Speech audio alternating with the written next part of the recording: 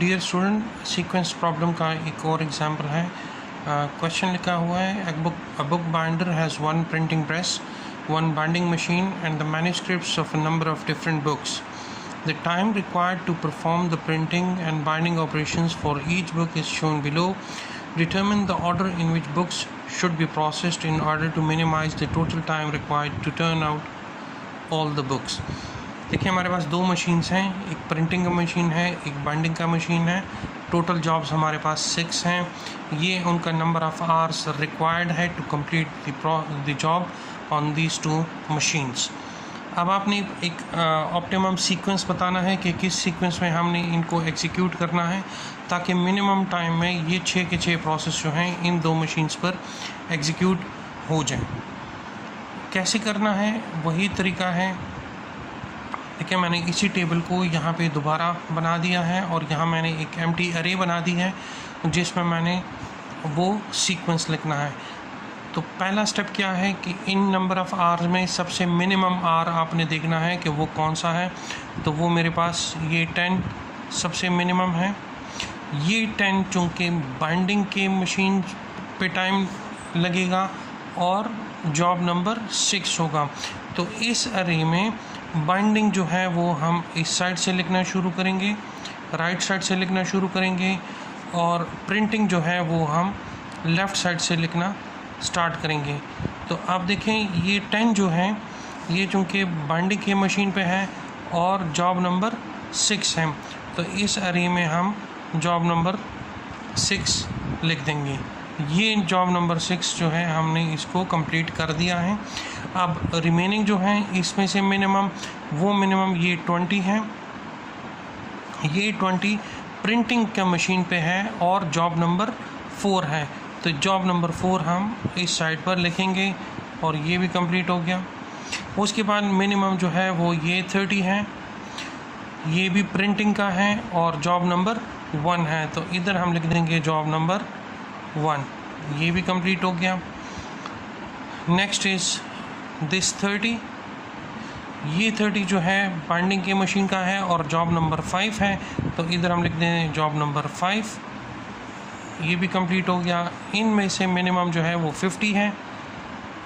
ये 50 जो है प्रिंटिंग के मशीन पर है और जॉब नंबर 3 है, तो इधर हम लिख देते हैं जॉब नंबर 3 और इसको भी ख़त्म कर देते हैं।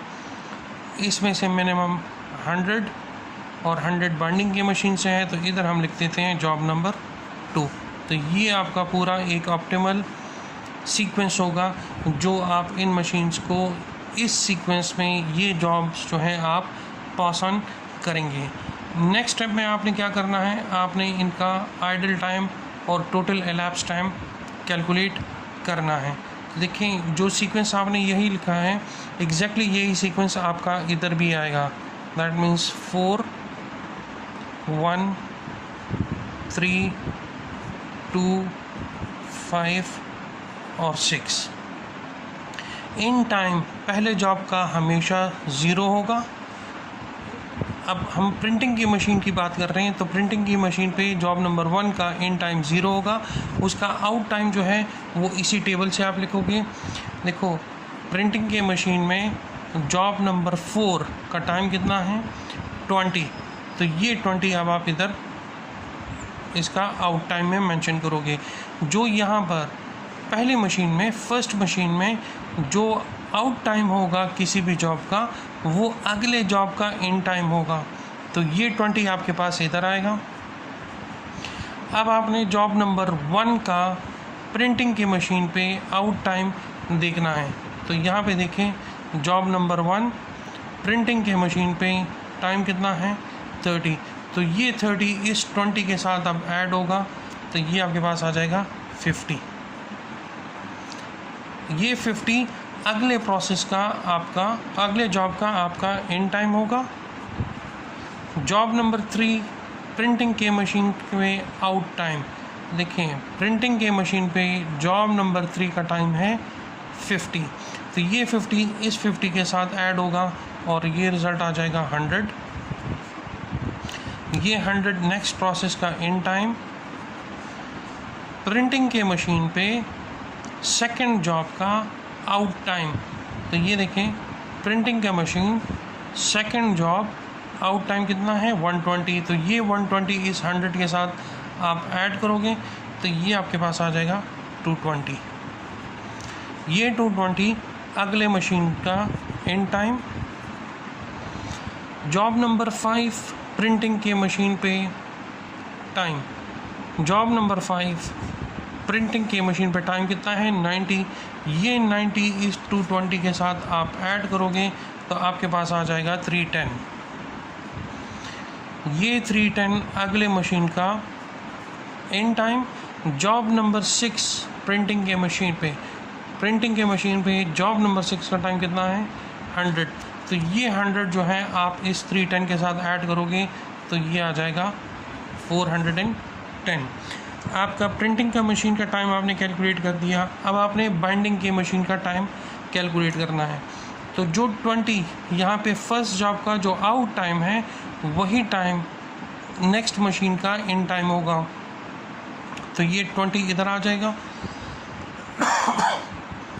अब जॉब नंबर 4 बाइंडिंग के मशीन पे out time, job number 4 binding के मशीन पे टाइम कितना है 60। तो ये 60 इस 20 के साथ ऐड होगा तो ये आ जाएगा 80। अब यहाँ आपने एक चीज़ का ख्याल करना है, इस 80 और इस 50 में जो मैक्सिमम होगा वो टाइम यहाँ पर आएगा। तो 50 और 80 में मैक्सिमम 80 है, तो ये 80 नेक्स्ट जॉब का इन टाइम होगा। जॉब नंबर 1 का बाइंडिंग के मशीन पे आउट टाइम कैलकुलेट करना है। जॉब नंबर 1 बाइंडिंग के मशीन पे आउट टाइम कितना है 80। तो ये 80 इस 80 के साथ आप ऐड करोगे तो आपके पास रिज़ल्ट आ जाएगा 160। ये 160 और 100 में मैक्सिमम 160 है तो ये 160 इधर आ जाएगा। जॉब नंबर 3 बाइंडिंग के मशीन पे out time, job number 3 binding के मशीन पे आउट टाइम कितना है 90 प्लस 160, तो ये आपके पास आ जाएगा 250। इस 250 में और 220 में मैक्सिमम 250 है तो यहाँ आपके पास आ जाएगा 250। जॉब नंबर 2 बाइंडिंग के मशीन पर out time, job number 2 binding के मशीन पे आउट टाइम कितना है 100। ये 100 अब आप ऐड करोगे इस 250 के साथ तो आपके पास आ जाएगा 350 और 310 में मैक्सिमम 350 है तो यहाँ आ जाएगा 350। जॉब नंबर 5 बाइंडिंग के मशीन पर out time, job number 5 binding के मशीन पे आउट टाइम कितना है 30। ये 30 इस 350 के साथ ऐड होगा तो ये आ जाएगा 380 और 410 में मैक्सिमम 410 है तो यहाँ अब आएगा 410। जॉब नंबर 6 बाइंडिंग के मशीन पर टाइम, जॉब नंबर 6 बाइंडिंग का मशीन टाइम कितना है 10। तो ये 10 इस 410 के साथ आप ऐड करोगे तो आपके पास आ जाएगा 420।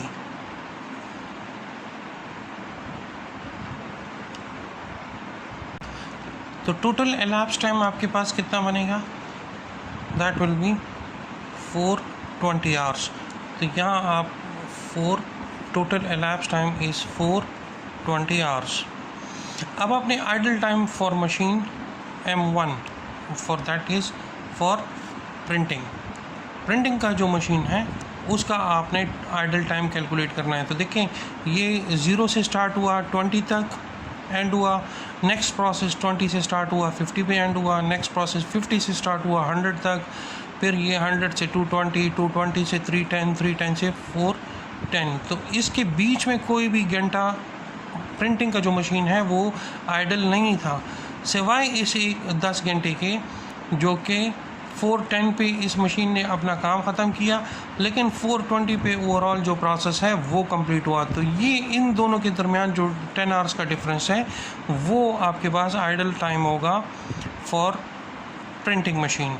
इसी तरह अब आपने idle time for machine 2 that is for binding machine. तो देखिए इसने 20 आवर्स से टाइम प्रोसेसिंग शुरू की है, तो जो पहले शुरू के जो 20 घंटे हैं वो इसके वेस्ट हुए हैं, वो इसका आइडल टाइम था। तो सबसे पहले तो वो 20 आवर्स आप काउंट कर लें, प्लस फिर देखें 80 पे एक प्रोसेस एंड हुआ तो 80 से अगला शुरू हुआ, 160 पे एंड हुआ तो 160 से अगला प्रोसेस शुरू हुआ, 250 पे एंड हुआ तो 250 से अगला प्रोसेस, 350 350 380 410। अब यहाँ पे डिफरेंस है, 30 आवर्स का फ़र्क है। देखें 380 पे प्रोसेस ख़त्म हुआ है और अगला प्रोसेस 410 पे शुरू हो रहा है। दैट मीन्स 380 से लेके 410 तक ये जो 30 आवर्स हैं, ये भी ये वाला मशीन, बाइंडिंग वाला मशीन आइडल था, तो ये भी आप इसके साथ ऐड करोगे, ठीक है जी। That becomes 50 hours. तो ये 50 आवर्स के लिए मशीन 2 जो है, जो बाइंडिंग वाली मशीन है, वो आपके पास आइडल थी, इसने कोई काम, कोई प्रोसेसिंग इस दौरान नहीं की। तो ये आपका पूरा जो सीक्वेंस प्रॉब्लम का एक एग्जांपल है, इसको स्टेप वाइज फॉलो करें। आई होप कि इससे आपको सीक्वेंस प्रॉब्लम का कॉन्सेप्ट जो है वो और ज़्यादा क्लियर हो जाएगा। Thank you.